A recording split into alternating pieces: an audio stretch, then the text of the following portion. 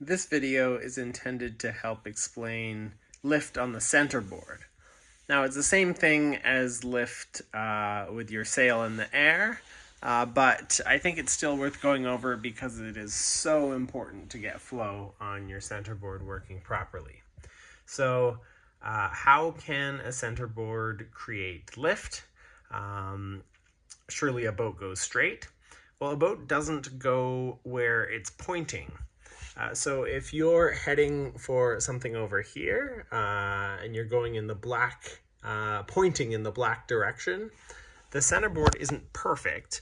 Centerboard and rudder are resisting sideways slip, but they're not resisting perfectly. So the boat slips a little bit sideways, and the difference between where you were pointing and where you actually get to is called your leeway. I think avdrift in Swedish. So if this is the actual direction you're going, just like in the apparent wind video, the apparent flow of water, or the actual water that the hull feels and the centerboard feels, are in the opposite direction of this red line. So now if we zoom in on the centerboard, we've got the centerboard here. This dotted line is the center line of the boat. It is also the chord of the centerboard.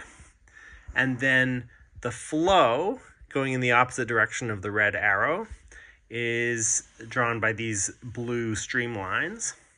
And so because the streamlines are bent by this slightly sideways, this centerboard with an angle of attack that is this angle.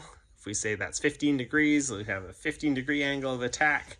What you end up with is lift in this direction, just like we had with the sails, and also, of course, drag in that direction.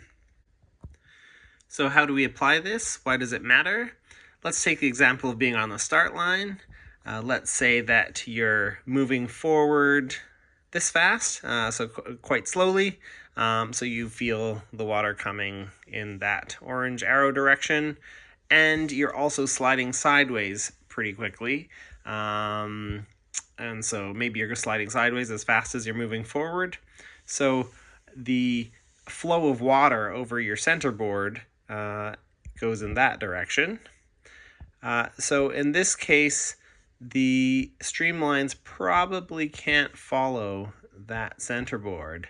And so you get this big bunch of turbulence. The centerboard really doesn't work well at all. It's sort of sliding sideways pretty aggressively when you're going very, very slowly.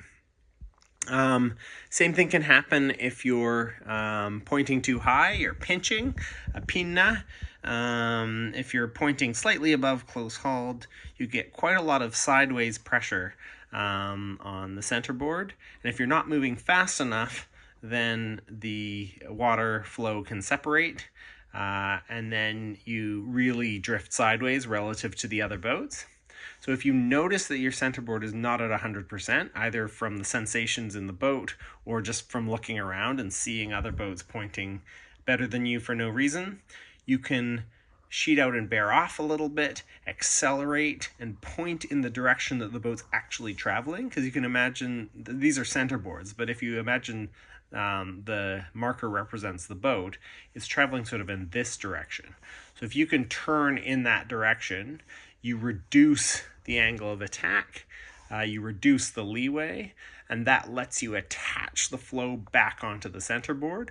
And then once you have nice attached flow again, then you can head up at a more aggressive angle. And you can get a more aggressive angle on the centerboard, try to create more lift on the centerboard. On a keel boat, you might pull in your main, hook your main a little bit. On a laser, you might release your Cunningham and kicker, which creates a whole bunch of draft and hook on our very hooked laser leech, which can sort of twist the centerboard. If you have nice, good speed, good flow on the centerboard, you can hook the leech and sort of try to generate height off that centerboard, as long as you can keep hiking, keep the flow on the foil. So another thing I should bring in here is pointing for a mark. If you're worried you're gonna miss the mark and you point too high, like we said before, pointing too high slows you down and then you tend to slide sideways, stall the centerboard. But if you point right towards that mark and sail as fast as you can, and then maybe release the Cunningham and outhaul, which is good for going downwind anyway. Sorry, not releasing the outhaul could be dangerous. Release the Cunningham and kicker, I meant, Cunningham and boom vang. Then you can hook the leech, create quite a bit of sideways pressure, but keep your speed up, going straight towards the mark, and then at the last minute shoot up around it. That can be a much better way of using the centerboard lift. So always consider what's happening underwater, not just on the sail.